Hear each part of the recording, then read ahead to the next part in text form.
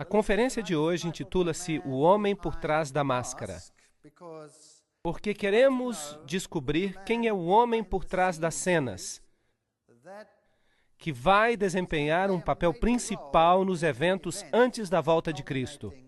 E o livro de Daniel nos dá muita informação sobre este assunto. E, de fato, o livro de Daniel, como já dissemos, funciona como uma referência para o livro de Apocalipse.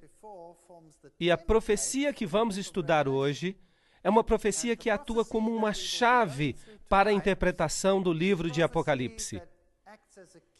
Novamente, eu gostaria de lembrar vocês do nosso pequeno dicionário de termos proféticos. Roupas brancas são justiça, som de trombetas é um símbolo de guerra, também de juízo, prostituição significa idolatria, ser infiel a Deus, água ou oceano equivale a nações, Apocalipse 17:5.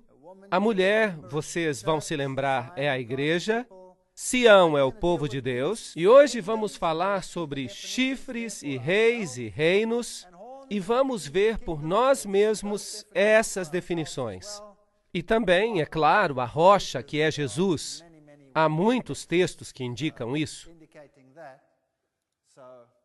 Portanto, vejamos esta visão de Daniel. É uma das visões mais espetaculares da Bíblia. Ela é realmente espantosa. Na verdade, ela é quase amedrontadora. No primeiro ano do rei Belsazar de Babilônia, assim que esta visão ocorre quase que no final do período babilônico, teve Daniel um sonho. Portanto, não foi o rei que teve um sonho desta vez, mas Daniel. E, obviamente, ele vai nos dar mais detalhes do que o rei em sua visão prévia, a qual foi como que um ABC da profecia. Teve Daniel um sonho e visões na sua cabeça quando estava na sua cama e escreveu logo o sonho. Ele vai explicar, não temos que adivinhar nada sobre isso. Daniel 7, versos 2 e 3. Eu estava olhando na minha visão da noite e eis que os 4 ventos... O que era mesmo isso? Guerra. Ventos do céu agitavam o mar grande. Então havia uma guerra entre as nações. E 4 animais grandes, ou seja, reinos, diferentes uns dos outros, subiram do mar. Eles eram diferentes uns dos outros. Daniel 7, versos 2 e 3. Assim, vamos apenas ter certeza que está tudo claro. Os símbolos proféticos da Bíblia, lembram-se? O mar são povos, nações, multidões, Apocalipse 17:15. E o vento dissemos que é guerra, e bestas são reinos, Daniel 7:17. Vamos ler estes textos para que fique tudo absolutamente claro. Apocalipse 17:15. As águas que viste são povos e nações e multidões e línguas. Portanto, este é o primeiro símbolo. Vamos até Jeremias para ver o que podemos encontrar ali.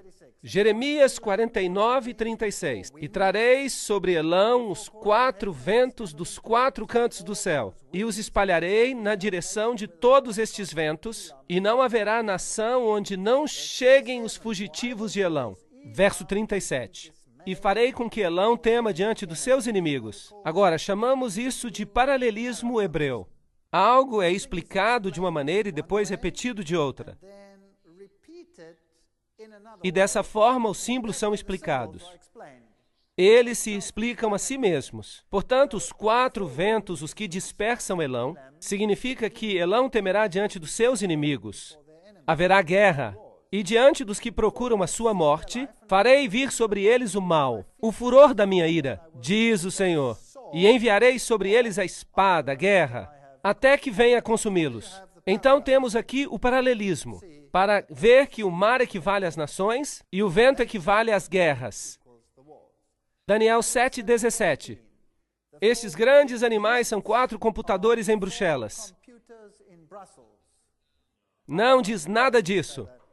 Diz, estes grandes animais são 4 reis que se levantarão da terra. Portanto, 4 reinos que virão e são descritos como animais. ou bestas. 17:23. O quarto animal será o quarto reino na terra.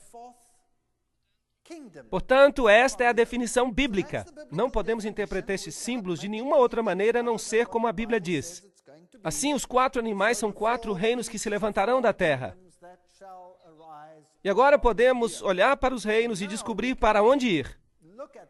O primeiro era como leão, mas tinha asas de águia. Enquanto eu olhava, foram-lhe arrancadas as asas, e foi levantado da terra, e foi posto em pé como homem, e foi-lhe dado um coração de homem.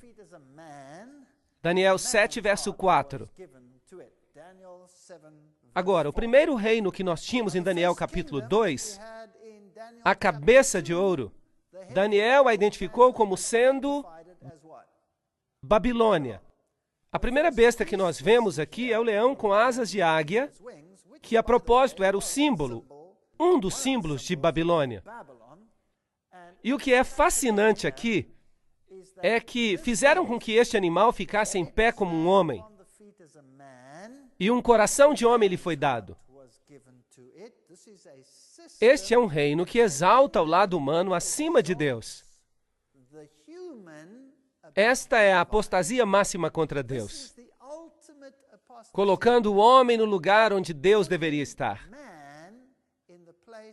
E veremos, à medida que continuamos nesta série, que os eventos do fim também culminam com este mesmo assunto.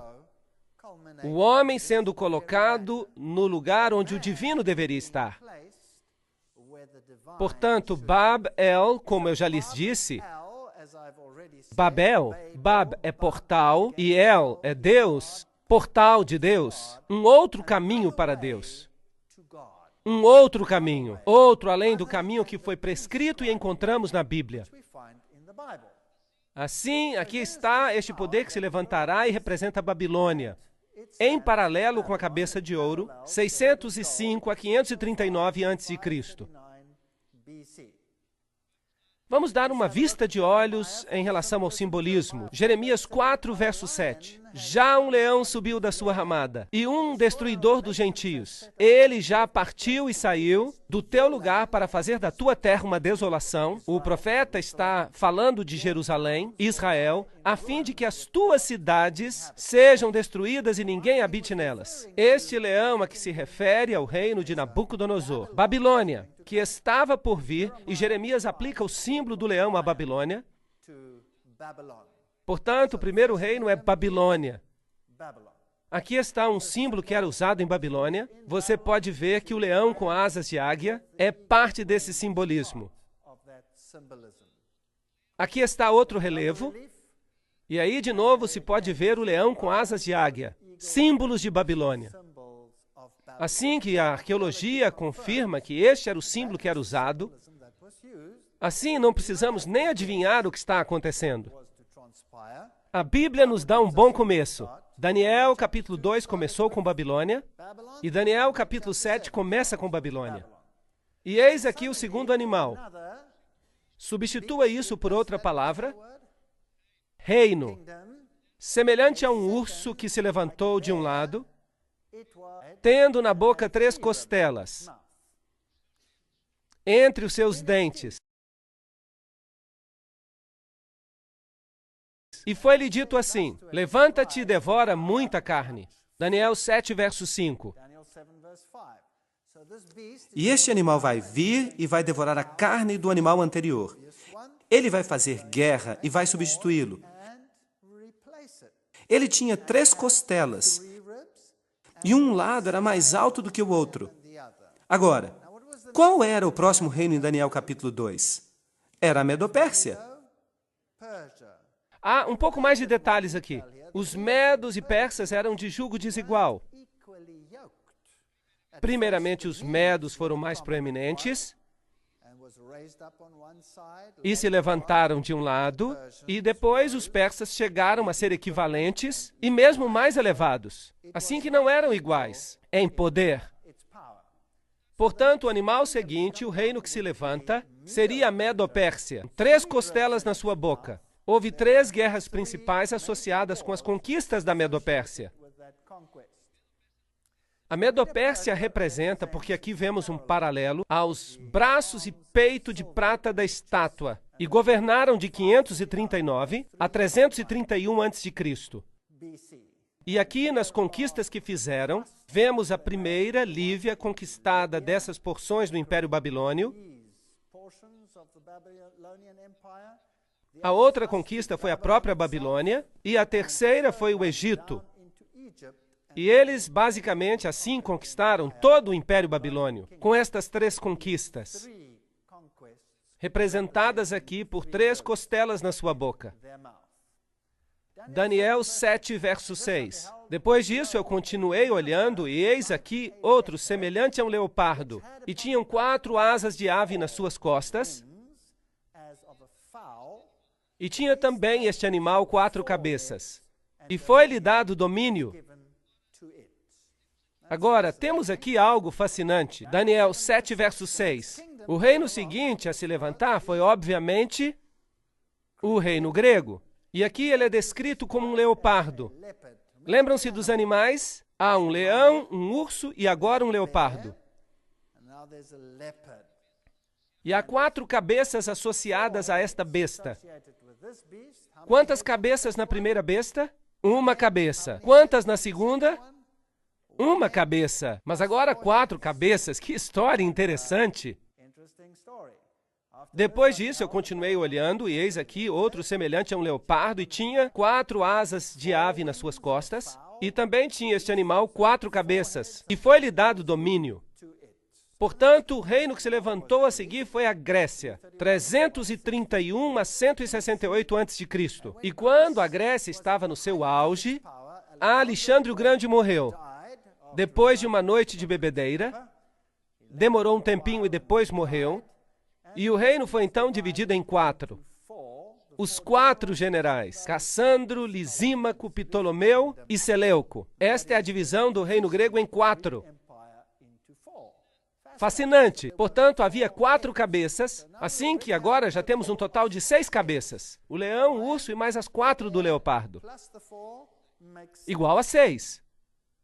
Depois disso, Daniel 7, verso 7, eu continuei olhando nas visões da noite, e eis aqui o 4º animal, terrível e espantoso, e muito forte, o qual tinha dentes grandes de ferro.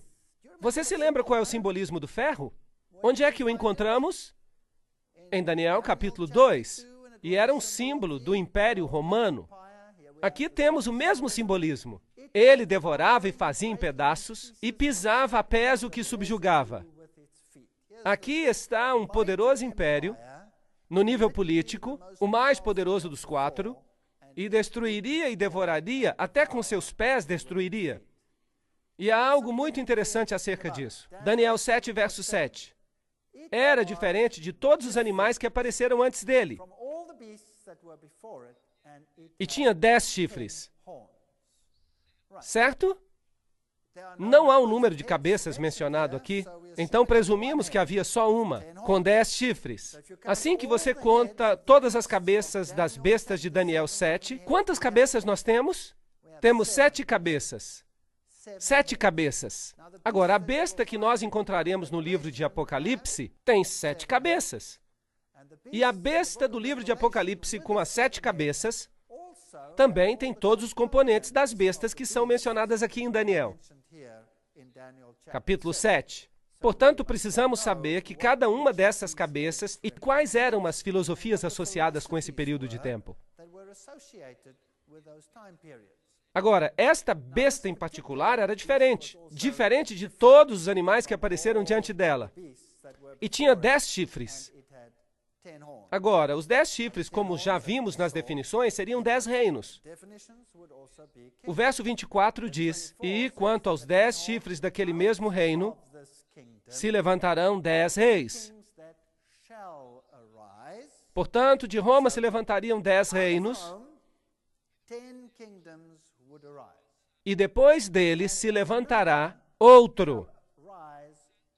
Portanto, depois que os 10 tenham se levantado, depois de Roma ter sido dividida em 10, um outro se levantaria, o qual será diferente dos primeiros e abaterá 3 reis. Bem, isso é fascinante. Portanto, o quarto animal se divide em 10, mas ainda é basicamente o mesmo animal. O mesmo animal se divide em 10. E deste animal, na divisão dos 10, vem outro poder. E ele é o que adiciona um aspecto diferente. Está claro? É isso que o texto diz. Qual será diferente? Diferente dos primeiros. Portanto, Roma será diferente dos outros por causa daquela besta. E ele governará por quanto tempo? Até que veio o ancião de dias e o julgamento foi dado aos santos. Esse é um longo período de tempo. Portanto, Roma governou de 168 a.C. a 476 depois de Cristo, e depois foi dividida em 10. Quantos dedos há na profecia anterior? 10 dedos. Aqui temos os 10 novamente, divididos em 10, e outro se levantará depois deles, e ele será diferente, e o sistema permanecerá por quanto tempo? Até que venha o ancião de dias. Uau! Um longo tempo. Portanto, estamos falando de um longo período de tempo. Roma governou de 168 a.C. a 476 depois de Cristo. Então foi dividida. Assim que temos exatamente a mesma sequência. Nós temos o leão que se compara à cabeça de ouro. Depois temos o urso que se compara aos braços e peito de prata. Depois temos um leopardo de 4 cabeças que representa o quadril de bronze. E agora temos um animal terrível, que representa as pernas de ferro. E os 10 dedos, quando dividida em 10, e também será diferente por causa de um outro que se levanta depois dele. Assim que é isso que temos até agora. Daniel, capítulo 7, versículos 19 ao 23. Então tive desejo de conhecer a verdade acerca do quarto animal, que era diferente de todos os outros. Muito terrível, cujos dentes eram de ferro e as unhas de bronze. Portanto, havia um elemento de bronze nessa quarta besta. O bronze era um componente muito importante. Ora, de fato, o Império Grego foi praticamente incorporado por Roma. A filosofia grega se tornou a base do Império Romano. E, de fato, quando Roma se dividiu nas duas pernas, uma era o Império Bizantino e a outra era o Império do Ocidente. E o Império foi governado por Constantinopla. E era onde a filosofia grega abundava. A filosofia grega era a filosofia do tempo. Portanto, ali está este elemento de bronze. As unhas de bronze. E nós encontraremos, interessantemente, estas unhas outra vez mais tarde, que devorava e fazia em pedaços e pisava a pés o que sobrava. Assim que ele queria saber mais acerca deste quarto terrível animal. O quarto animal, é-nos dito no verso 23, será o quarto reino na terra, o qual será diferente de todos os reinos. E devorará que parte da terra?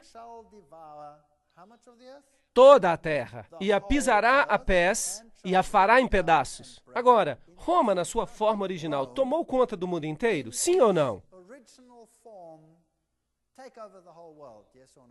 Não.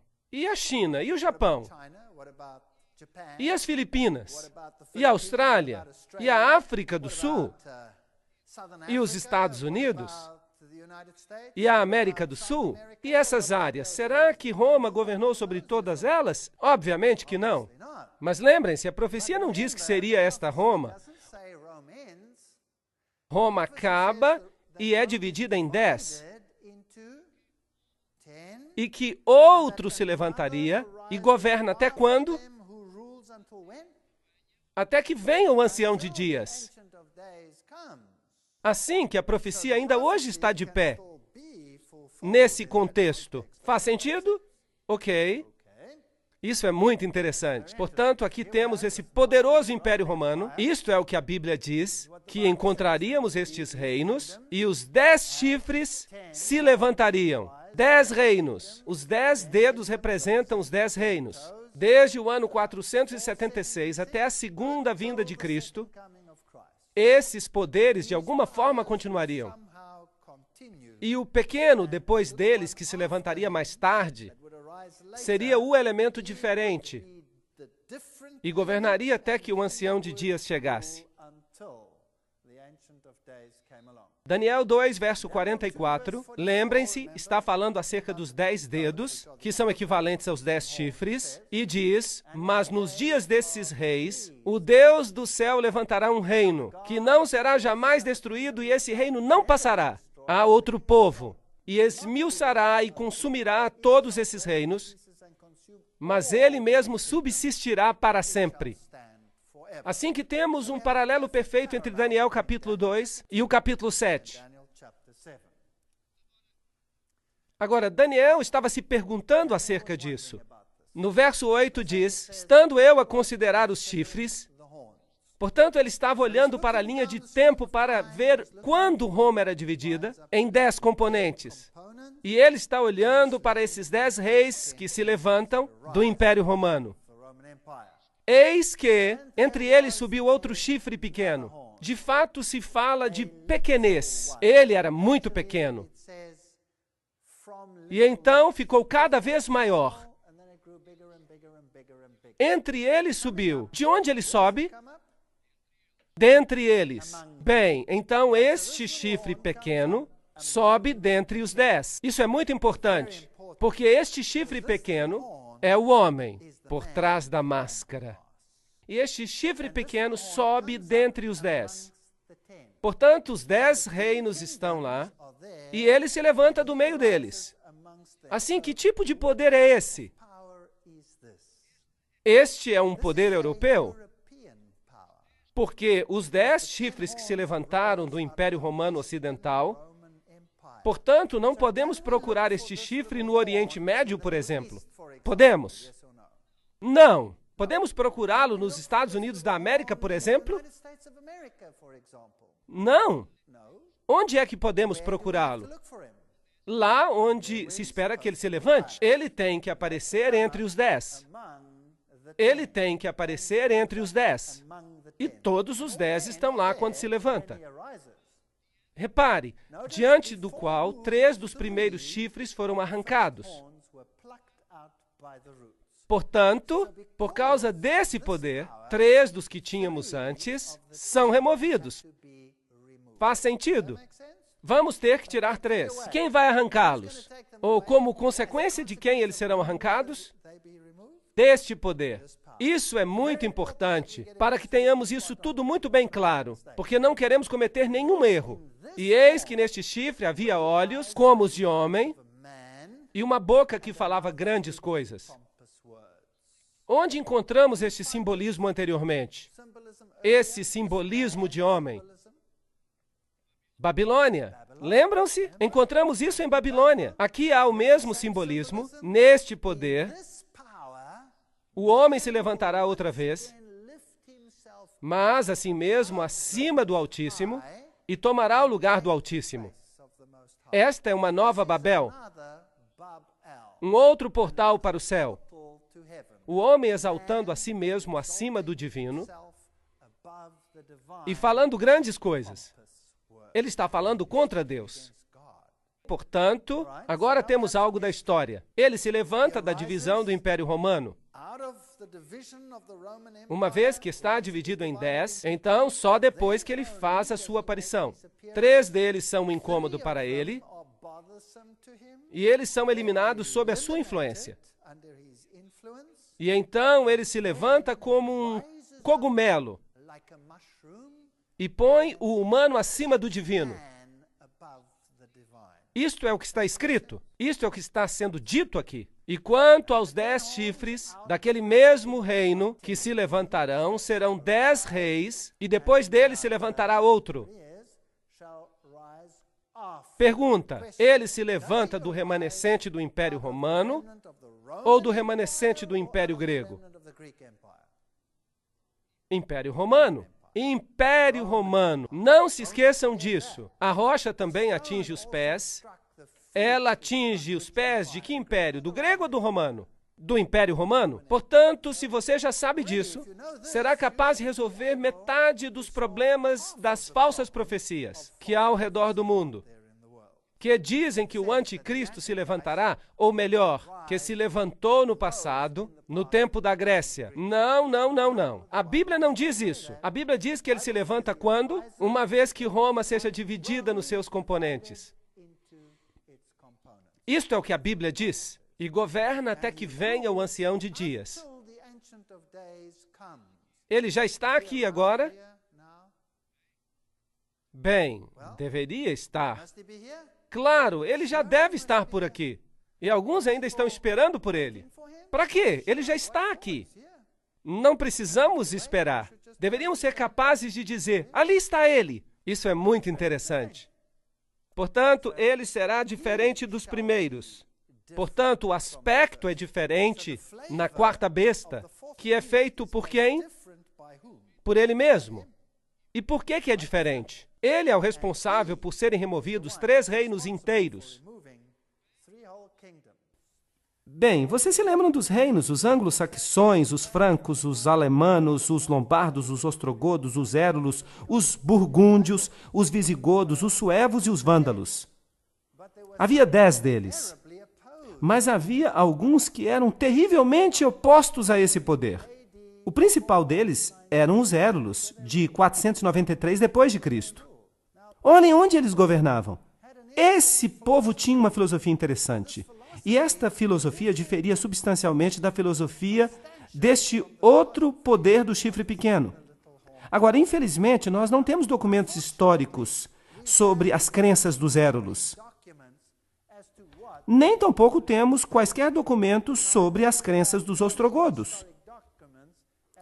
O que nós temos é um pouquinho das crenças dos vândalos. Mesmo assim, com pouca documentação religiosa. Por que não temos isso? Porque tudo foi destruído. Então, toda a informação que nós temos é de segunda mão.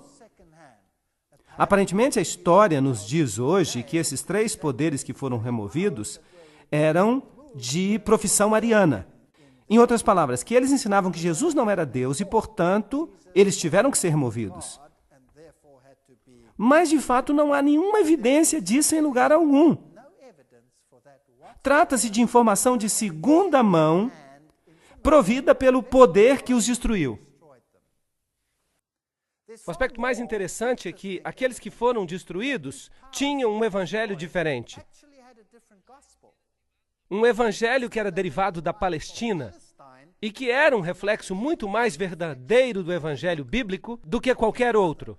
E é possível que eles tivessem um cristianismo derivado diretamente da fonte original. E talvez por isso tiveram que ser removidos. É uma possibilidade bem plausível. Há bastante investigação que tem sido feita sobre isso. E eu não sou totalmente contra esta ideia. Portanto, foram destruídos em 493 depois de Cristo. Agora, se esta quarta criatura, esse novo poder, se levanta do meio deles, então ele já deveria ter se levantado antes de 493. Os que vão ser eliminados a seguir são os vândalos, 534 depois de Cristo. Eles afligiram o Império Romano e os sujeitaram uma grande parte da sua cultura religiosa do mundo bizantino e romano. Eles os subjugaram ferozmente e, portanto, finalmente os vândalos foram destruídos pelos exércitos do Império Romano Oriental.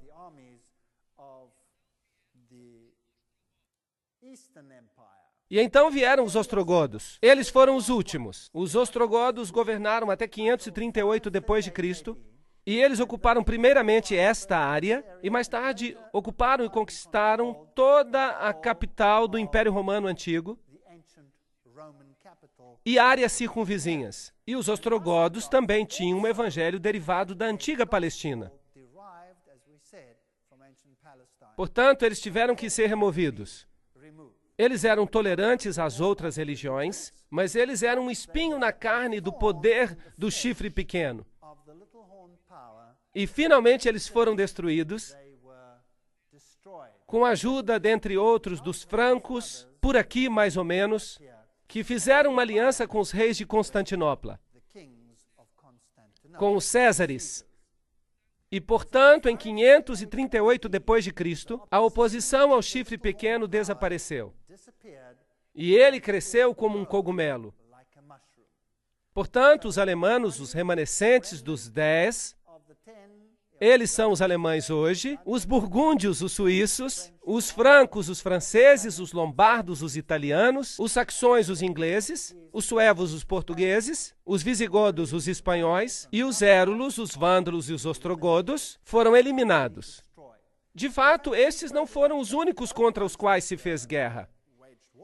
Não. Os visigodos, por exemplo, sendo provavelmente muito relacionados aos ostrogodos, tinham sentimentos semelhantes. E houve muitas guerras combatidas e muita subjugação por aqui, antes que estes também se alinhassem com o pensamento do poder do chifre pequeno. Os maiores aliados do poder do chifre pequeno foram os francos, que são hoje os franceses. E os primeiros a adotar essa roupagem, um dos primeiros foi Clovis, e Clovis entrou para a história mais do que qualquer outro, como o homem que ajudou o poder do chifre pequeno a chegar à sua realização. Daniel 7, verso 9. Eu continuei olhando até que foram postos uns tronos, e um ancião de dia se assentou. E a sua veste era branca como a neve, e o cabelo da sua cabeça como a pura lã. E o seu trono era de chamas de fogo, e as suas rodas de fogo ardente. Portanto, Daniel está observando os eventos aqui na Terra, em que tudo parece girar em torno do poder deste chifre pequeno, e ele vê a cena de um grande julgamento que acontece no céu. O verso 10 diz: assentou-se o juiz e se abriram os livros. Portanto, aqui havia uma cena de julgamento. E eu estava olhando nas minhas visões da noite, e eis que vinha nas nuvens do céu um como filho do homem. Este é um acrônimo para anjo. Vamos ver que isso nos vai ser explicado em outra conferência. E ele se dirigiu ao ancião de dias e o fizeram chegar até ele. Verso 13. Portanto, esta não é a vinda de Cristo a esta terra. Esta é uma cena que acontece no céu, enquanto o chifre pequeno estabelece o seu domínio aqui na terra. Assim que o julgamento está pronto para sentar-se no reino celestial. E foi-lhe dado, isto é, ao Filho do Homem, o domínio e a honra e o reino, para que todos os povos, nações e línguas o servissem, e o seu domínio é um domínio eterno, que não passará, e o seu reino tal que não será destruído. Portanto, temos um contraste por aqui. Por um lado, temos um reino que vai ser estabelecido nesta terra, cuja sede e poder repousam sobre o chifre pequeno, e do outro lado, temos um julgamento que ocorre no lugar onde o poder será dado a Cristo. Portanto, temos dois poderes opostos. Cristo, o grande vencedor ao final, e o anticristo, que trabalha e vão um contra o outro. Um estabelece o seu reino sobre a terra, e o outro estabelece o seu reino eterno que nunca será destruído. Mas os santos do Altíssimo receberão o reino e o possuirão para todo sempre e de eternidade em eternidade. Daniel 7, versículo 18. Lindo simbolismo, muito poderoso. Agora vamos dar uma olhada às referências de Paulo ao homem do pecado. Em 2 Tessalonicenses, capítulo 2, versículos 1 a 10, Paulo descreve esse poder do anticristo que se levantará. Ora, irmão, rogando pela vinda do nosso Senhor Jesus Cristo e pela nossa reunião com Ele, que não vos movais facilmente do vosso entendimento, nem vos perturbeis por espírito, nem por palavra, nem por epístola, como se este dia de Cristo já estivesse perto. Percebem que alguns, mesmo nos dias de Paulo, ensinavam que o dia do Senhor estava perto. E alguns estavam pregando que Cristo já estava reinando. E Paulo diz, não, não, não, não. Há algumas coisas que têm que acontecer primeiro. Portanto, o dia de Cristo não chegar ainda. Ninguém de maneira alguma vos engane, porque não será assim a vinda do Filho do Homem, sem que antes venha a apostasia. Portanto, primeiro, então, a igreja entraria em apostasia e se manifeste o homem do pecado, o filho da perdição. Apenas 2 homens na Bíblia são chamados de filho da perdição. Apenas 2. Um é o homem do pecado e o outro foi Judas. Agora, como traiu Judas a Jesus? Com um beijo. Veja, Judas pretendia passar-se por um deles. E depois traiu a Jesus. O outro, você acha que é possível que ele se faça passar por discípulo, mas depois traia Jesus com um beijo? Acha que isso seria possível, só que numa escala maior? Então, que ninguém vos engane de maneira alguma, porque não será assim antes que venha a apostasia. A apostasia na igreja, e se manifeste o homem do pecado, filho da perdição, o qual se opõe e se levanta contra tudo que se chama Deus, ou se adora, de sorte que se assentará como Deus no templo de Deus, querendo parecer Deus, com Deus. Portanto, aqui está uma autoridade presunçosa que assume o poder. De fato, este poder dirá, eu sou um outro Deus nesta terra. E a salvação é através de mim. Mas este poder será um poder sutil que trabalha tal como Judas trabalhou. Mas este é o espírito do anticristo, do qual já ouvistes que há de vir, e eis que já está no mundo. 1 de João, verso 3 do capítulo 4. Portanto, agora vamos pensar nisso. Se o espírito do anticristo já estava no mundo no tempo de João, e Paulo diz que virá a apostasia,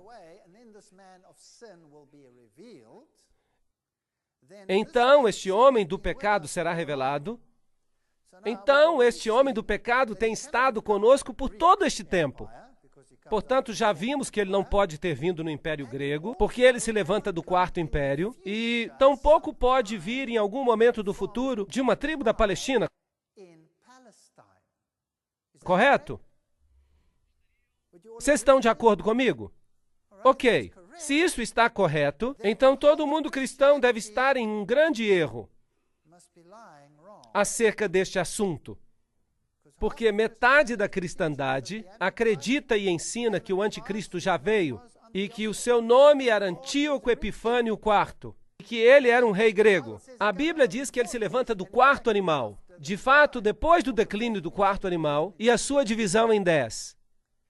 E a outra metade da cristandade é ensinada que o anticristo virá no futuro, depois do arrebatamento. Agora, nós temos aqui um problema, porque esta não é sequer a mesma igreja cristã, mas aqui diz na igreja primitiva que ele já estava no mundo e agia de maneira clandestina na igreja cristã primitiva. Portanto, nenhuma dessas posições pode estar correta. Paulo continua, não vos lembrais que estas coisas vos dizia enquanto ainda estava convosco? E agora vós sabeis o que o detém, para que a seu próprio tempo seja manifestado. Portanto, algo está detendo, impedindo que este poder se levante. Algo está detendo este poder, porque já o mistério da iniquidade opera. Portanto, este poder, este iníquo e misterioso poder, já estava operando no mundo no tempo de Paulo. Portanto, este não é um poder futuro, que virá apenas no fim dos tempos. Não, não, não. Ele tem que estar aqui. Ele já está aqui há todo este tempo. Somente há um que resiste até que do meio seja tirado. Vemos na versão Almeida Revista e Atualizada. E aguarda que somente seja afastado aquele que agora o detém. Portanto, havia um poder segurando de alguma forma este poder do chifre pequeno, para que ele não se manifeste. E Paulo lhes tinha dito quem era esse poder. Não vos lembrais que estas coisas vos dizia, mas ele não menciona isso aqui. E então será revelado o iníquo, a quem o Senhor desfará pelo sopro da sua boca e aniquilará pelo esplendor da sua vinda. Portanto, este poder será levantado quando algo que o detém seja tirado, ou algum poder que o está detendo, e este poder será destruído por ocasião da segunda vinda de Cristo. A esse cuja vinda é segundo a eficácia de Satanás, com todo o poder e sinais e prodígios e mentiras. Esta é uma história interessante. Com todo o engano da injustiça para aqueles que perecem, porque não receberam o amor da verdade para se salvarem. Será possível que este poder engane a todo mundo quando eles aceitam um evangelho que é baseado em valores humanos e não em valores divinos? Em critérios humanos e não em critérios divinos? Será que isso é possível? Aqui nós temos um ponto em que Paulo, estamos lendo Romanismo e Reforma de Gratian. Paulo afirma a existência de conhecimento na igreja primitiva. A igreja primitiva sabia, diz ele, qual era o obstáculo.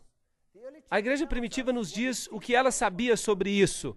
E ninguém pode se colocar hoje numa posição de contradizer esse testemunho, que Paulo tinha pela palavra da boca somente, dito aos Tessalonicenses. Isto é um ponto em que só a tradição antiga pode ter autoridade.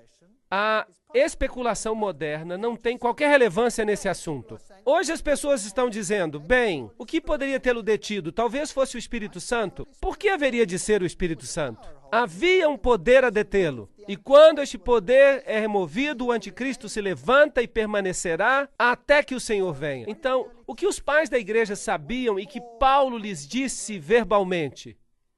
Ele lhes disse, mas não escreveu. Bem, vamos ver o que dizem os pais da igreja primitiva. Tertuliano, um apologista cristão de 200 depois de Cristo, em A Ressurreição, diz: ele que resiste deve resistir até que do meio seja tirado. Que obstáculo está lá senão o Estado romano? A queda do qual, dividido em 10 reinos, deve então introduzir o anticristo. Portanto, isto era o que os pais da igreja cristã primitiva acreditavam, que quando Roma se for, então o anticristo será revelado.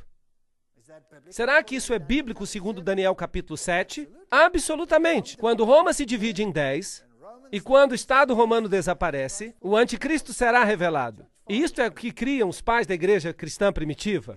Tá outro, João Crisóstomo, um sermão sobre 2 Tessalonicenses 2. Ele foi bispo em Constantinopla em 390 e diz: há somente um que impede agora até que seja tirado do caminho, que é quando o Império Romano é tirado do caminho. Então ele virá, o anticristo. Aqui temos outros. Edward Elliot, que escreve um comentário sobre Apocalipse em 1862 e diz: nós temos um testemunho concordante com os primeiros pais, Irineu e dos discípulos de São João, dizendo a Crisóstomo e Jerônimo, quanto a como isto era entendido, acerca do poder imperial que governava e residia em Roma. Assim, isto é uma verdade bem simples. Quando Roma cai, o anticristo vem.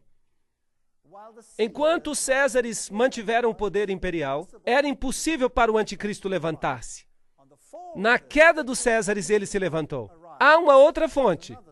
Paulo não identificou o poder repressor porque ele sabia que era Roma e evitou as represálias. Lembrem-se que a igreja cristã estava sendo perseguida por Roma. Uma outra citação. Portanto, Paulo não diz: quando Roma cair, ele virá. Porque se ele tivesse dito isso publicamente, ou escrito, quando Roma cair, ele virá, ele teria entrado num grande problema e a igreja seria perseguida. Portanto, a igreja primitiva acreditava que quando Roma caísse, o anticristo se levantaria. Daniel 7 diz: ele se levantará quando Roma for dividida em 10. Então ele se levantará. Portanto, este é o critério bíblico acerca de quando o anticristo começa a governar. Vamos falar agora acerca do poder deste chifre pequeno. Aprendemos até agora que ele se levanta quando? Quando Roma é dividida. Aprendemos que ele vem dessa divisão e que se levanta dentre os 10 chifres. E aprendemos que será diferente dos primeiros. Daniel 7:24. E que este poder estará conosco até que Jesus venha. Isto significa que ele já se levantou e está entre nós hoje. Vamos dar uma olhada nos atributos que Daniel diz que o chifre pequeno terá. Primeiro, ele se levanta da quarta besta. Daniel 7, 7 e 8. Estão todos de acordo com isso? Ele se levanta de Roma. E é de lá que se levanta. Ele é um poder romano. Número 2. Ele se levanta do meio dos 10 chifres. Estando eu a considerar os 10 chifres, eis que do meio deles surgiu um chifre pequeno. Portanto, ele tem que surgir do Império Romano Ocidental. Ele é um poder europeu. Não é nenhum outro poder desta terra. Ele se levanta depois dos 10 chifres. Assim que ele assume a sua posição de poder, em algum momento depois de 476. Depois de Cristo. E depois deles, se levantará outro. É o que diz o verso 24. Ele é diferente dos outros, o qual será diferente dos primeiros. Verso 24. Este é o quarto critério. Aqui está um outro critério. Ele se torna mais robusto do que os outros, mais robusto do que os seus companheiros. Verso 20. Aqui está um poder que se torna mais grandioso do que qualquer outro reino. E sabem de uma coisa? Não é difícil ver o que a Bíblia está dizendo. Incômodo, talvez, mas não é difícil. Ele arranca 3 reinos, diante dos quais caíram 3. Verso 20. Ele tem olhos como de homens e fala grandes coisas contra o Altíssimo. Verso 25. Portanto, ele se exalta a uma posição onde Deus deveria estar. Primeiro, ele substituiu os preceitos divinos por preceitos humanos. Então, traça um caminho para o céu através do qual, pelo poder do homem, e não pelo poder de Deus, se atinge. Este é um assunto muito, muito sério. E ele fala grandes coisas contra o Altíssimo. Vamos ter que dar uma olhada nisto também. E depois ele fará guerra contra os santos. Destruirá os santos. Verso 25. Portanto, este poder deve ter sido um poder perseguidor, que lutavam contra aqueles que diziam que a salvação é através do poder de Deus, unicamente. E então, um outro critério. Ele mudará tempos e leis. Verso 25. Cuidará em mudar os tempos e a lei. Isto é fascinante. Agora, que tempos e leis você acha que Deus estaria preocupado em ver mudados? Deus estaria preocupado com as pequenas e tolas leis humanas? Não. Ele deve estar preocupado com uma modificação da lei divina. E os tempos que deveriam ser mudados seriam tempos que Deus estabeleceu. Por exemplo, Deus estabeleceu o tempo porque foi tarde de manhã o primeiro dia, foi tarde de manhã o segundo dia. De uma tarde à outra, eram medidos os dias anteriormente. Então havia festas e festivais e tempos que foram estabelecidos. Será que esse poder mudou tudo isto? Fascinante. Este é o 9º critério dado no livro de Daniel. Daniel é muito preciso. E ele governará e serão entregues em suas mãos por um tempo, tempos e metade de um tempo. Tempo, tempos e metade de um tempo. 3 anos e meio profético. Vamos falar sobre isso. Fascinante. O verso 25. E devorará toda a terra. O quarto animal, o qual será diferente, devorará toda a terra. A sua característica diferente, devorará toda a terra. E a pisará a pés e a fará em pedaços. Será que isso inclui os Estados Unidos? Que neste momento possa haver alguém controlando os Estados Unidos? Os poderosos Estados Unidos? Que dizer da poderosa Rússia? Ou de qualquer outra nação poderosa? Talvez a China? Vocês acham que podem estar sendo controlados por mais alguém neste momento? E isso vai existir até o fim, até que venha o ancião de dias, no verso 22. Agora, eu não estou inventando essas coisas, isso está no livro de Daniel. Vocês podem pegar o livro de Daniel e lerem vocês mesmos. Agora, o critério final. O seu reino será tirado no fim dos tempos.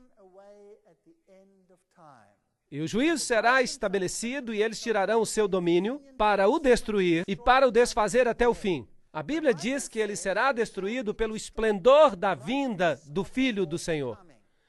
Portanto, nenhum poder terrestre tirará o seu poder. O próprio Deus vai intervir. 13 critérios. Há apenas um poder no mundo inteiro que historicamente e de qualquer outra forma se possa qualificar. É uma situação bem lamentável. Agora, eu não quero entristecer ou enfurecer a ninguém aqui, e eu não quero ferir os sentimentos de ninguém. Mas o fato é que este poder é tão claramente identificado que até eu mesmo, que fazia parte desse poder, tive que renunciar a ele e deixá-lo. Eu também fui afetado. Eu fiquei muito chocado e estive, de fato, até fisicamente doente quando eu descobri isto. Portanto, quem é ele? Ele se levanta do quarto animal, ele se levanta entre os 10 chifres, depois dos 10 chifres, e é diferente dos outros. Quando a última onda das invasões bárbaras havia perdido as suas forças, a face da Europa tinha sido transformada, reinos germânicos e independentes tinham sido estabelecidos das ruínas do Império Romano. História da Igreja, página 175. Sobre as antigas ruínas do Império Romano se levantou uma nova ordem de Estado, cujo ponto central era a sede papal. Por isso, inevitavelmente resultou numa posição não somente nova, como também muito diferente da anterior. A Igreja e as Igrejas, páginas 42 e 43. Esta é uma fonte católica romana, dizendo que aqui estavam numa situação diferente da anterior. Há duas teorias sobre o anticristo no mundo hoje, que são ensinadas por todas as igrejas do mundo. Quase. Uma é a de Rivera e outra é a de Alcázar. Agora, o que essas teorias ensinam? Elas ensinam preterismo e futurismo. O preterismo ensina que o anticristo veio no passado, no tempo dos gregos, e o futurismo ensina que ele virá no futuro, depois da igreja cristã ter sido arrebatada. E nenhuma das duas doutrinas é bíblica, porque as duas violam Daniel capítulo 7, Daniel capítulo 8 e todo o livro de Apocalipse. Elas violam cada pequeno princípio bíblico, todas elas. E quem era Rivera e quem era Alcázar? Bem, os dois eram jesuítas. Portanto, essas são doutrinas estabelecidas no mundo, depois da Reforma, pela própria Igreja Romana, para tirar a ênfase do papado e pôr em duas direções diferentes. O historiador C.C. Eckhart disse que quando o Império Romano tinha desintegrado toda a sua estrutura e o seu lugar tinha sido tomado por um número de rudes reinos bárbaros, a Igreja Católica Romana não somente se tornou independente do Estado em assuntos religiosos, como também dominou os assuntos seculares, o papado e os assuntos mundiais, página 1. Portanto, aqui estava um chifre, um reino que se tornou mais robusto do que os outros e os dominou, correto? O historiador Thomas Hobbes diz: se alguém considerar o domínio mundial, perceberá que o papado não é outro senão o fantasma do falecido Império Romano, sentado e coroado sobre a tumba do mesmo. Ok. Portanto, Roma, na verdade, não se foi. Ela é chamada de Igreja Católica Romana. Certo? Portanto, Roma não se foi totalmente, de fato. Leviatã, página 457. Será diferente dos primeiros. Nós vemos que é isto que Roma diz. Sim, nós somos diferentes, pois agora somos um poder religioso que exerce influência política. Mais robusto do que os seus companheiros. Daniel 7:20. Ele seria mais poderoso do que os outros reis. Os reis da Europa curvaram-se ao papado? Sim. Algumas vezes sim, outras vezes não. E se não, eles eram finalmente subjugados e tinham que se curvar. Se não, eles tinham que finalmente vir, como Frederico da Alemanha, que teve que ficar descalço, na neve, à espera de uma prorrogação para ter o seu reino de volta.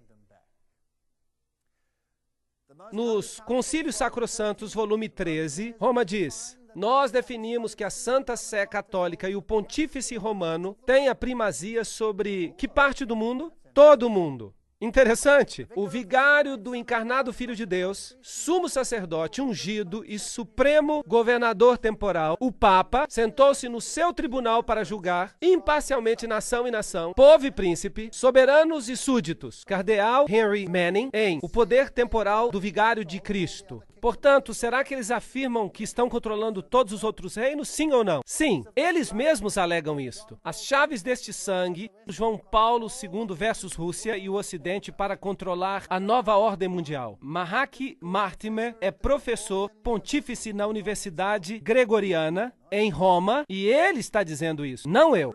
Arrancou 3 reinos, então tive o desejo de conhecer a verdade sobre o quarto animal que era diferente de todos os outros, e também a respeito dos 10 chifres que tinha na cabeça, e do outro que subiu, e diante do qual caíram 3. Daniel 7, 19 e 20. Sim, Roma alega que os 3 foram arrancados porque eram arianos, que eles não acreditavam que Cristo fosse Deus, que é um dos ensinamentos de Roma. Mas veremos que este é apenas um elemento esotérico de Roma. Que há outro ensinamento de Roma que é chamado de esotérico, que é um ensinamento ocultista e que diz algo completamente diferente. Mas isso será o tema de outra conferência. Ele tinha olhos como de homem e falava grandes palavras contra o Altíssimo. Aqui temos um sistema que se coloca acima de Deus e que fala contra o Altíssimo e destrói os santos. E foi-lhe dada uma boca para proferir grandes coisas e blasfêmias, diz Apocalipse 13, 5. E o que é uma blasfêmia? E foi-lhe permitido fazer guerra aos santos e vencê-los. Será que a igreja romana fez isto? Absolutamente. Daniel 7, 25. E proferirá palavras contra o Altíssimo, e destruirá os santos do Altíssimo, e cuidará em mudar os tempos e a lei. E é claro, não se pode mudar a lei de Deus, isso é apenas o que ele pensa poder fazer. E eles serão entregues na sua mão por um tempo, tempos e metade de um tempo. Vamos ter que ver isso em detalhes. Vejamos primeiro a definição bíblica de blasfêmia. E veremos se Roma cumpre os requisitos. Bem, nós encontramos em João capítulo 10, verso 30 a 33, eu e o Pai somos um. Disse Jesus. Jesus diz que é Deus. E os judeus responderam dizendo, não te apedrejamos por alguma obra boa, mas pela blasfêmia, porque sendo tu homem, te fazes Deus a ti mesmo. Portanto, uma definição de blasfêmia na Bíblia é quando alguém diz que é Deus.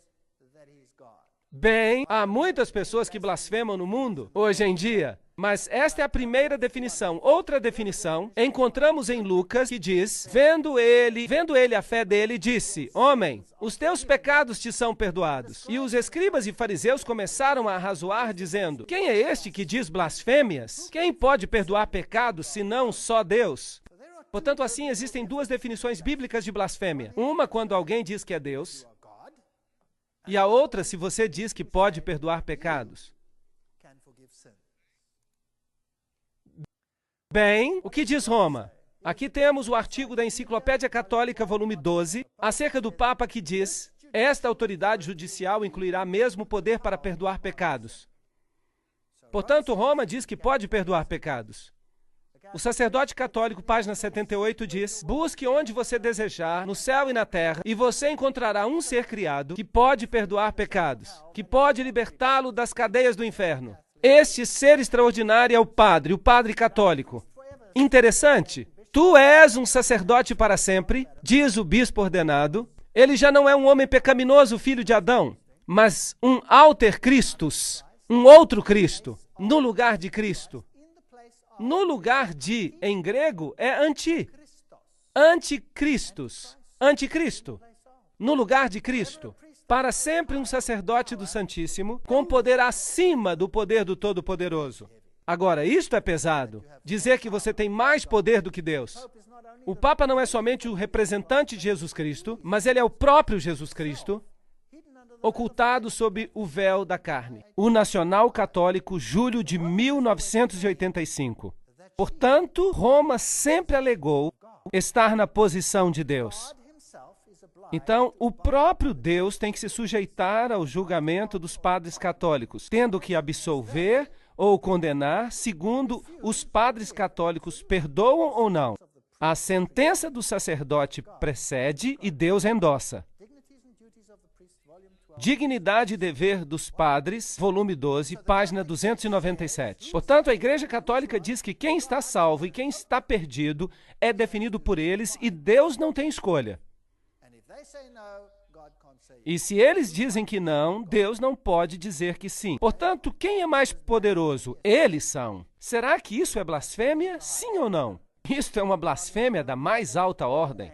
O cardeal Bellarmino diz que todos os nomes que são aplicados a Cristo, pela virtude do qual se diz que ele está estabelecido acima da Igreja, todos esses mesmos nomes são aplicados ao Papa. Isto significa que ele assume o lugar de Deus. Portanto, ele cumpre este requisito. Dado em Roma, de nosso palácio, 10 de fevereiro de 1817, a 14ª jurisdição do Santíssimo Pontífice, Pai em Cristo e Nosso Senhor Deus, Papa Leão XII. Portanto, o Papa tem se coroado a si mesmo como Deus. Nós temos sobre esta terra lugar do Deus Todo-Poderoso. Grandes cartas e encíclicas do Papa Leão. Vocês sabiam que hoje, quando o Papa escreve uma encíclica, sempre assina, o Papa João Paulo II, por exemplo, fazia isso, dado por nós em letras maiúsculas, em nosso, letra maiúscula,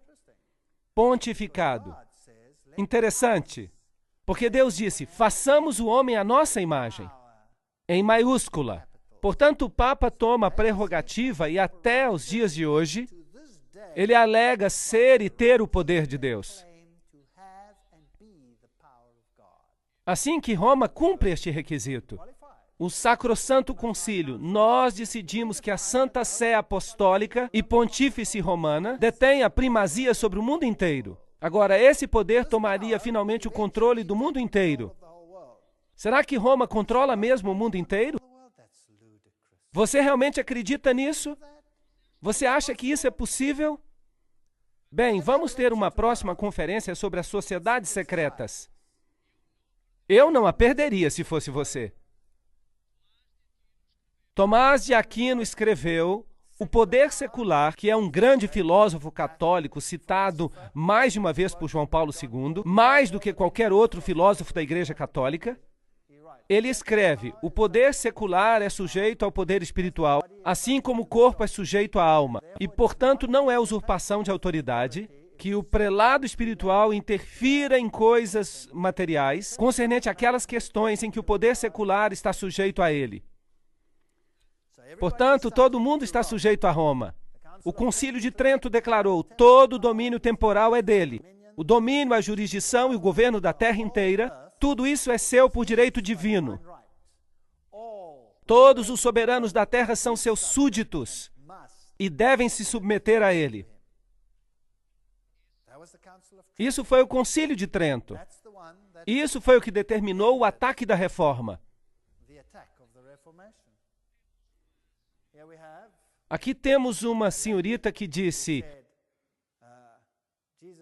Jesus disse, eu sou o bom pastor. E essa senhorita disse, é como estar com Deus. Quando viu João Paulo II, ela destruiria os santos. E lhe foi permitido fazer guerra aos santos e vencê-los.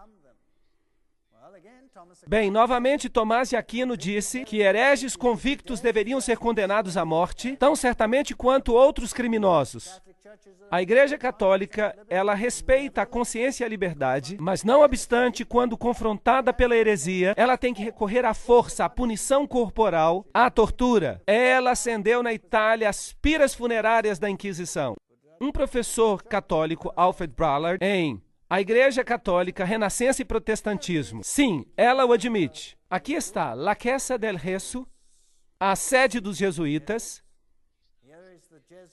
Aqui está o juramento que é feito pelos jesuítas.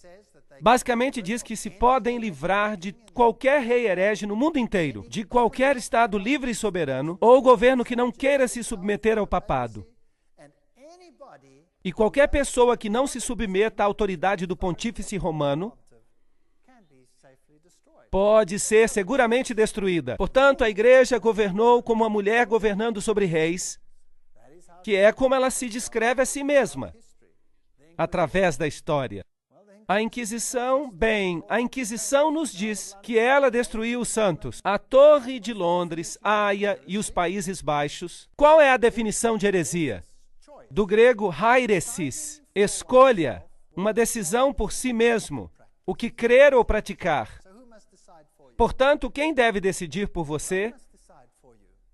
Roma deve decidir por você naquilo que você deve crer ou fazer. Bem, e se você não se alinha com isso, você deve ser eliminado, deve ser erradicado. Bem, estamos avançando para momentos espantosos no mundo em que vivemos hoje. Estes são alguns instrumentos de tortura que eram usados. Terríveis, estas pinças por aqui que se abriam e poderiam se fechar como dois pequenos baldes, fazendo uma pequena bola, e eles colocavam brasas quentes ali, e então as ajustavam desta maneira. Agora notem aqui os grilhões para os tornozelos e as pontas para dentro, elas iam diretamente até os ossos. Eles eram muito malvados. Esta aqui era para o pescoço, e a apertavam com parafusos, e iam direto ao pomo de Adão.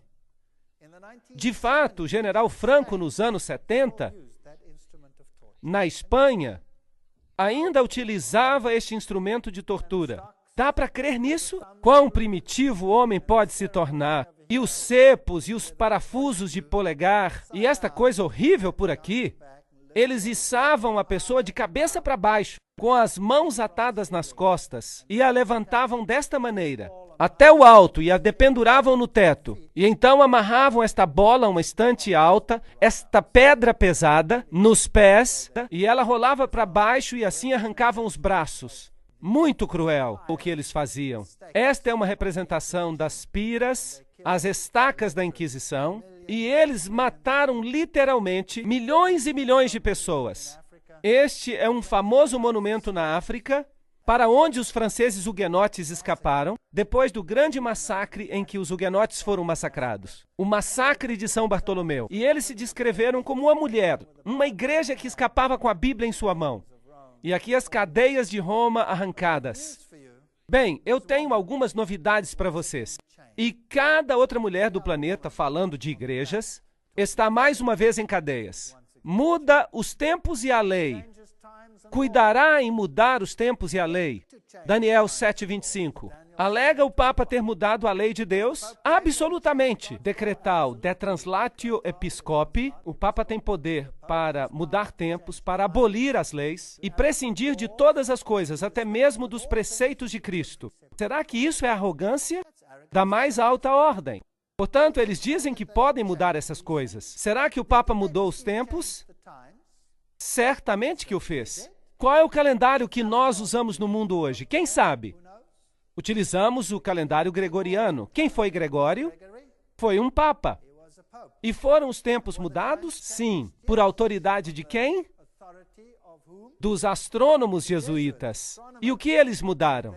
Eles mudaram a Páscoa. Eles mudaram a Páscoa para que ela tivesse conformidade com a festa de Ishtar. E, de fato, em inglês, ainda se chama assim, Easter, Ishtar. E é por isso que a paz, como se chamava a Páscoa entre os cristãos primitivos, ela era na lua nova e a Páscoa hebraica deveria acontecer em qualquer dia da semana.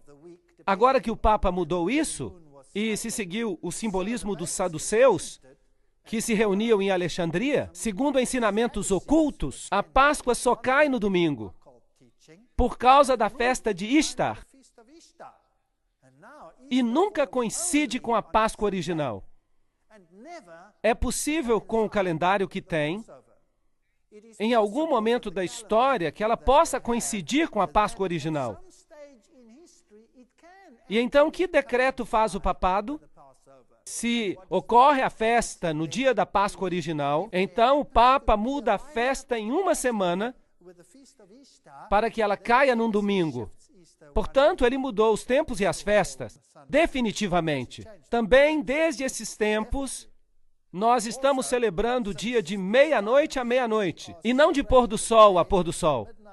Então, ela revogou a lei e prescindiu de todas as coisas, até mesmo dos preceitos de Cristo. O Papa pode modificar a lei divina. Pronta a biblioteca. Quem te dá direito, Senhor Papa, para mudar a lei de Deus? Os 10 mandamentos, como originalmente dados por Deus, nas primeiras tábuas, não terás outros deuses diante de mim. Então, depois há este grande mandamento que não devemos nos encurvar aos ídolos. E depois, tu não deves tomar o nome do Senhor teu Deus em vão. E o mandamento do sábado é proeminente. E então temos os mandamentos que ditam o relacionamento entre o homem e o próximo. Honra teu pai e a tua mãe, não matarás, não adulterarás, não furtarás, não dirás falso testemunho e não cobiçarás. Aqui estão os mandamentos como estão na Bíblia. Mas se você pegar o catecismo católico, verá que o segundo mandamento foi removido. Não terás outros deuses, ou seja, não farás. Ele deverá ser capaz de mudar leis, porque ele diz, eu sou o Senhor vosso Deus, não terás outros deuses estranhos diante de mim, não tomarás o nome do Senhor teu Deus em vão. Portanto, o segundo mandamento desaparece e o outro sobe uma posição. Lembra-te do dia de sábado para o santificar. Mas o que eles fizeram com este? Trataremos disso daqui a pouco. Portanto, ele só tem 9 mandamentos e para alcançar os 10, eles tomam o mandamento da cobiça e o dividem em 2. Não cobiçarás a mulher do próximo e não cobiçarás os bens do teu próximo. Fascinante. Lembrem-se que este aqui diz, não cobiçarás a casa do teu próximo, não cobiçarás a mulher do teu próximo. Eles ainda têm o descaramento de inverter a ordem do mandamento como se tivessem o direito de fazer. A Enciclopédia Católica diz, a igreja, depois de ter mudado o dia de descanso do sábado judaico, o 7º dia, para o primeiro dia da semana, fez o terceiro mandamento se referir ao domingo, porque o segundo já se tinha tirado como dia a ser guardado como dia do Senhor. Então eles mudaram os tempos, mudaram até o dia de adoração, que era o 7º dia, e foi transferido para o primeiro dia da semana. Mateus 5,17 diz, não penseis que eu vim destruir a lei ou os profetas. Eu não vim para destruir, mas para cumprir, para viver esses preceitos. Aqui está o Catequismo do Converso, da Doutrina Católica, página 50. Ele diz, pergunta, qual é o 7º dia? Resposta, o sábado é o 7º dia. A Igreja Católica está bem ciente disso, todos eles sabem. Pergunta, por que nós observamos o domingo em vez do sábado? Resposta, nós observamos o domingo em vez do sábado porque a Igreja Católica, no Concílio de Laodiceia, transferiu a solenidade do sábado para o domingo. Assim, ela mudou os tempos e as leis. Sim ou não? Sim, ela mudou. Tempos, tempo e metade de um tempo. A que isso se refere? Os santos seriam entregues em suas mãos por um tempo, tempos e metade de um tempo. Se você tem uma Bíblia moderna, ela dirá 3 anos e meio. Agora, um ano profético é diferente de um ano literal. Um ano em sentido profético tinha 360 dias, porque o ano hebraico tinha 360 dias. Portanto, 2 vezes 360 igual a 720. Metade de um tempo, metade de um ano, 180. Ao somarmos tudo, isso daria 1.260 dias proféticos. Ora, isso se transforma em 1.260 anos literais. Vamos solucionar isso. Com a conquista de Roma por Belisário, começa a história da Idade Média. Portanto, quando Roma foi conquistada e os ostrogodos foram removidos, a história da Idade Média começou. Philip Schaeffer diz: Virgílio ascendeu ao trono papal em 538 depois de Cristo, sob a proteção militar de Belisário. Portanto, do poder do chifre pequeno assumiu a sua autoridade em 538 depois de Cristo, porque o último dos chifres, ou dos reinados que impediam seu avanço, eles foram os ostrogodos. E eles foram removidos em 538 depois de Cristo. E Virgílio sobe ao assento papal. Assim, o domínio de Roma começa. E depois dele se levantará outro. Os 10 reinos estabelecidos em 476 depois de Cristo. Depois deles, em 538 depois de Cristo, o reinado papal começa de acordo com um decreto feito por Justiniano, que diz que o Papa seria o corretor dos hereges e o governador de todas as igrejas. Ora, em 538, se você adicionar a este número 1260, chega-se a 1798. E o que aconteceu em 1798? Berthier entrou em Roma, 10 de fevereiro de 1798, e proclamou a República. Metade da Europa pensou que o veto de Napoleão seria obedecido e que, com o Papa, o papado morreria. Portanto, exatamente de acordo com o tempo profético, a Bíblia nos diz, exatamente de acordo com este tempo profético, o relógio bateu em 1798 e o poder temporal do Papa foi detido por um tempo. Portanto, a profecia de tempo dos 1260 anos, 476 depois de Cristo, os 10 reinos são estabelecidos, e em 538 depois de Cristo, o bispo é oficialmente reconhecido como governador de todas as igrejas, e a profecia de 1260 anos nos leva a 1798 e se cumpre. O seu domínio chega ao fim. 1260 anos estavam baseados em 1260 dias, que é o mesmo que dizer 3 anos e meio proféticos, é o mesmo que 42 meses. 42 vezes 30, esse era o mês bíblico. 42 vezes 30 também são 1260. Agora, em Apocalipse 12, nós lemos 1260 dias. Estes são 1260 dias. Em Apocalipse 12, 14, um tempo e tempos e metade de um tempo. Vejam como Apocalipse toma este tema deste poder e o traz ao coração do livro. Aqui estão todos eles. Daniel 7, 25, um tempo e tempos e metade de um tempo, referentes a este poder. Daniel 12, 7, um tempo, tempos e metade de um tempo. Apocalipse 11, 2, 42 meses. Apocalipse 11, 3, 1260 dias. Apocalipse 12, 6, 1260 dias. Apocalipse 12, 14, um tempo e tempos e metade de um tempo. Apocalipse 13, 5, 42 meses. Todos eles se referem ao mesmo poder. Note como estão. 1, 2, 3, 4, 5, 6, 7. A Bíblia é fantástica. O que isto nos diz? Que este poder se estabeleceria como um outro Deus, porque 7 é o número da divindade. E ele assumiria todas estas características. E vi uma de suas cabeças como ferida de morte. E a sua chaga mortal foi curada. Roma recebe uma ferida e, na forma do poder do chifre pequeno, mas ela será curada. E toda a terra se maravilhou após a besta. Apocalipse 13, 3.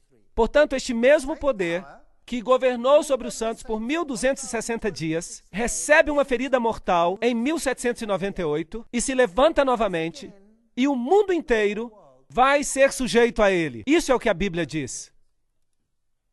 E deu-se-lhe poder sobre toda tribo, língua e nação. Isso inclui os Estados Unidos? Sim, isto inclui o meu país também. Ronald Reagan e o papado fizeram uma santa aliança. É uma história fascinante. Temos que nos aprofundar nisso, com mais detalhes. Portanto, até os poderosos Estados Unidos se sujeitaram a este poder. Aqui temos uma foto simbólica, Gorbachev e o Papa. Esta é a poderosa União Soviética, saudando e reconhecendo este poder. É uma grande ideia, uma nova ordem mundial, em que as diversas nações estejam unidas em uma causa comum. Somente os Estados Unidos têm a força moral e os meios para realizá-la. No Concílio Vaticano II, que ocorreu em 1962, diz: é o nosso dever pôr em ação cada músculo para conseguir o tempo em que todas as guerras sejam completamente proibidas. Consentimento internacional. Isto é o que diz o Concílio Vaticano II. Esse objetivo, sem dúvida, requer o estabelecimento de uma autoridade pública universal, reconhecida como tal por todos e dotada de poder para salvaguardar, por parte de todos, a segurança e o respeito pela justiça e o respeito pelos direitos. O Papa Paulo VI escreveu, em uma sessão intitulada Para a Efetiva Autoridade Mundial, esta colaboração internacional em uma escala mundial requer instituições que prepararão e corrigirão e até finalmente estabelecerão uma ordem de justiça que seja universalmente reconhecida. Quem não vê a necessidade de estabelecer progressivamente uma autoridade mundial capaz de agir efetivamente em setores judiciais e políticos? Fascinante. E quem foi coroado governador de todo o mundo?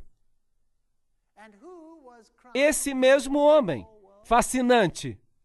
João Paulo Superestrela. Maastricht. A Europa unida. O que o mundo tem a dizer acerca disso? Por que o Parlamento Europeu tem esta construção? Uma construção muito interessante. Nós vamos ter uma conferência acerca desta situação da Europa e o que significa. E o que diz George W. Bush acerca deste poder? Em 25 de março ele disse: a melhor forma de honrar o Papa João Paulo II, verdadeiramente um dos grandes homens, é levar os seus ensinamentos a sério, é ouvir as suas palavras e colocar os seus ensinamentos em prática aqui na América. Este é um desafio que todos devemos aceitar. Portanto, quem está sujeito a quem aqui? Quem está sujeito a quem? Em 1991, o Papa fez um chamado para a nova ordem mundial. E foi sobre o que o seu discurso de Ano Novo? Ele teve apenas uma mensagem. Ele disse: é tempo de estabelecer uma autoridade mundial. Agora mesmo. Esse foi o seu pedido. Ele visitou as Nações Unidas e falou em nome de todas as religiões do mundo. Note agora que isso inclui o budismo, o hinduísmo, o shintoísmo, o zoroastrismo, o protestantismo, o catolicismo e todos os demais. Será que existe uma agenda? E Gorbachev disse: nós devemos ajudar João Paulo II porque ele está certo em seu pedido por uma nova ordem mundial. Disse Gorbachev, quando o Papa falou nas Nações Unidas, na celebração dos 50 anos. Bem, você acha que seria possível que Roma seja esse poder? Que o Vaticano possa ser este poder? Mas, sem dúvida, o Vaticano parece ser um poder cristão nobre,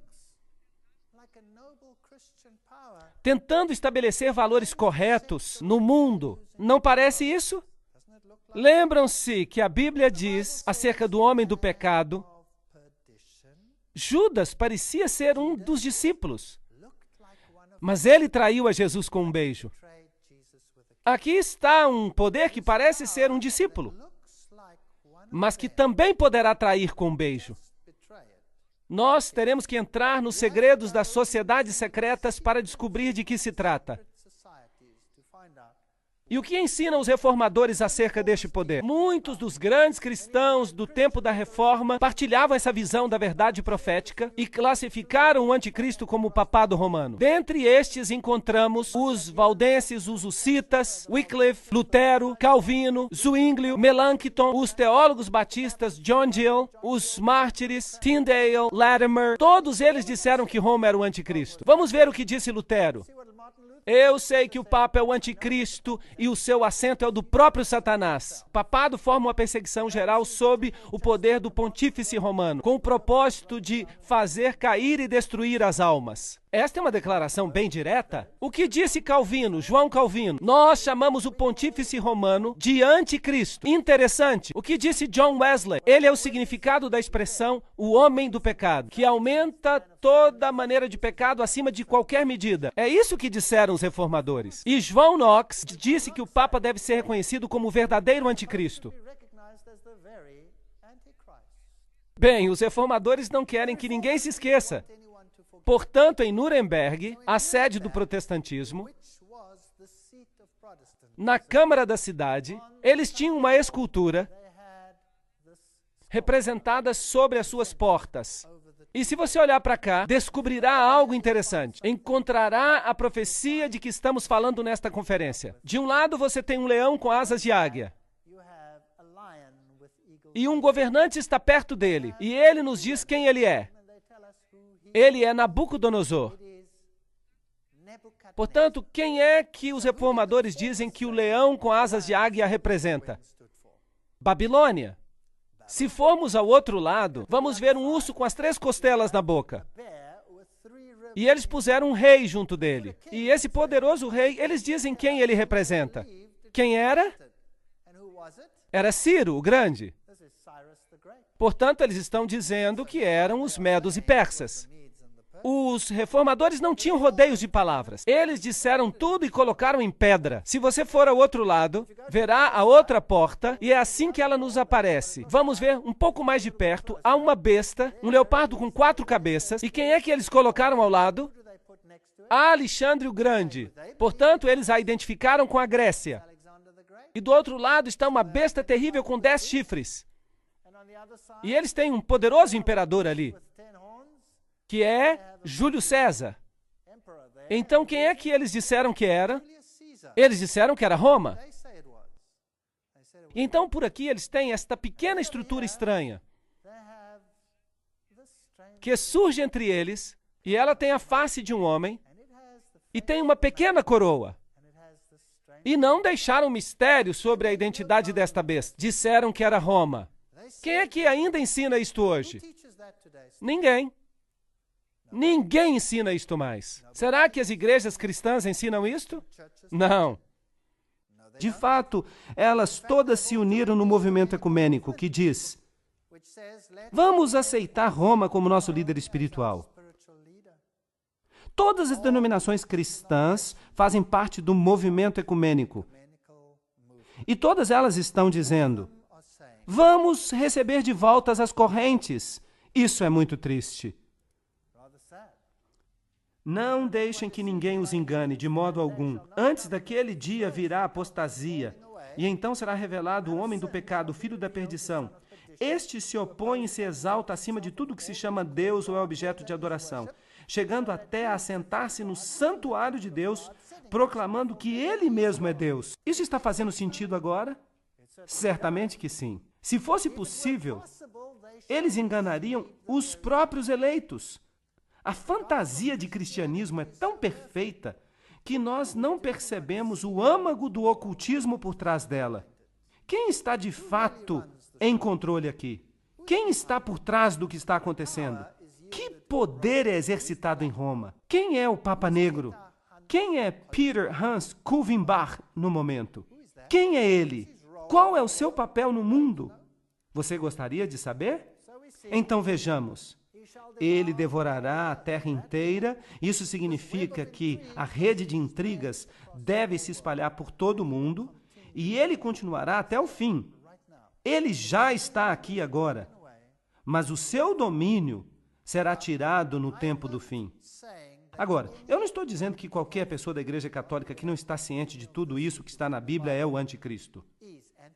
Eu estou falando de um sistema aqui. Há um sistema. Há muitos bons católicos na Igreja de Roma que adoram a Deus de acordo com o melhor do seu conhecimento e de acordo com a consciência que têm. E Deus, então, considera o conhecimento que eles têm e os julga de acordo com o conhecimento que têm. Eu estou falando de um sistema que enganou mesmo seus próprios membros e que se coloca agora acima de Deus. A Bíblia diz, mas o tribunal o julgará e o seu poder lhe será tirado e totalmente destruído para sempre. Então a soberania, o poder e a grandeza dos reinos que há debaixo do céu serão entregues nas mãos dos santos, pois o Filho do Homem vai vir na glória do seu Pai com os seus anjos, e ele então recompensará a cada um de acordo com o que tiver feito. A majestade dos reinos debaixo do céu será dada ao povo dos santos do Altíssimo. O seu reino será um reino eterno, e todos os domínios o servirão e lhe obedecerão. Deus trará um fim a todas as coisas muito em breve. E para descobrir a intriga que está por detrás das intrigas, eu os convido a assistir às próximas conferências. Mesmo que você tenha ficado triste com esta conferência, é muito importante que assista às próximas conferências, porque todo este plano será revelado. À medida que avancemos no livro de Apocalipse, que o Senhor seja com você e te ajude e te guie.